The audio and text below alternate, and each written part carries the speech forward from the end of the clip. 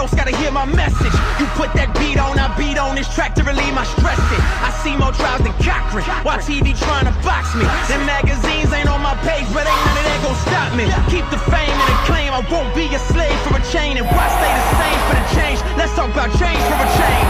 Mundane till the bank sale came for the game, pump vanity in your veins. Know they hoping I quit, but they hoping I die. Know they hoping I'm playing insane, cause they know I ain't playing. Got my faith on display, and I got some riders behind me, and they mean what they saying. Knock, knock, open up, you got your dough, hope you prepared now. And I think it's clear now, partner, we here now. Plan on going nowhere, consider yourself invested. And these strings all up in your veins, consider yourself infected. Wait, he missed it. Elijah didn't ask him to. Elisha didn't ask him to. That was his idea. And anytime you believe you have vision that exceeds your leader, you headed for some trouble. You're going to come up short at some point. So he says, look, the place you have us in is too small. If you're on your job, you're in ministry, you're on a board, you're on whatever. If you think you're bigger than what you've been set in, you're going to come up short.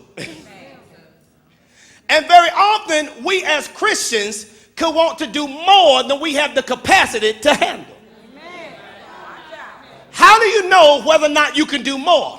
You're never qualified for another level until you're overqualified for the level you own. Y'all miss this. Sometimes we want the great in God, but we're not faithful with the little in God.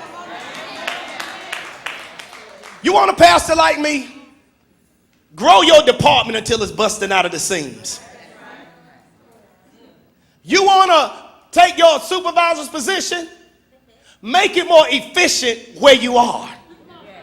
You're not qualified for your supervisor's position until you're overqualified for the position you're in.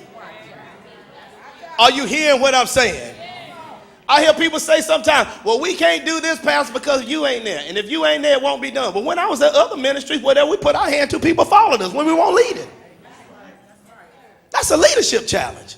That means you need to grow in leadership.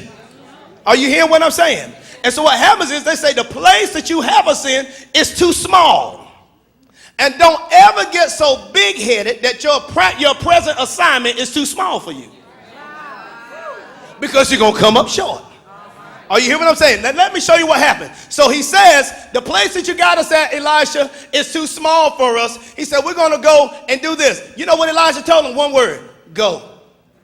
In other words, I ain't going to hold you back. I'm going to let you hit shipwreck yourself. I'm not even going to hold you back. You know what I'm saying? I know you want to do more than I know that it's too small. I'm the one leading you. I know that it's too small. I told the earlier church, I said, well, pastor, even when we got back here, we knew the sanctuary was too small for us. And I don't make financial decisions based upon butts and seats. I make them based upon budgets. And every butt in a seat don't add to the budget. And I'm not going to be up like a lot of pastors up at night, twisting and turning. What gimmick can I pull? What this can we do? What that can we do? Taking up 17 offers in one service. I'm not doing any of that. I'll add another service. Y'all ain't saying nothing until we have the budget. Y'all ain't saying nothing to add more butts. Trust me, y'all rather have multiple services than me having to do 17 offerings. Okay? And so nevertheless, yeah, I know it's smaller than we desire. I mean, we got 2 services. We can grow to 1,200 or so right here in this room. And that's what we'll do. Amen. Somebody say, okay, Elisha. Okay, Elisha. So you don't have to tell me it's too small. I know that.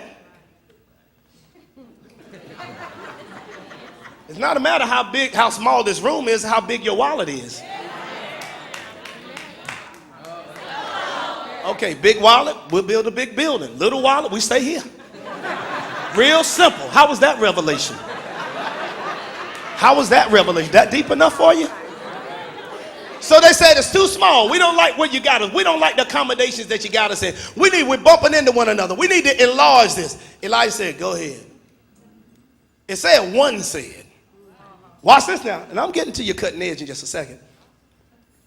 Then the guy goes back to him and says, will you go with us? So apparently Elijah wasn't going. That's why he comes back to Elijah. Will you go with us? Elijah wasn't going to go initially. You know why? Because he knew what was going to happen. He's prophetic. He's their leader. He sees beyond them. And so nevertheless, he knew what was going to happen. Let me just go ahead. Sooner or later, they're going to hit a brick wall. They're going to end up coming back and asking me, come on with me, like some of y'all.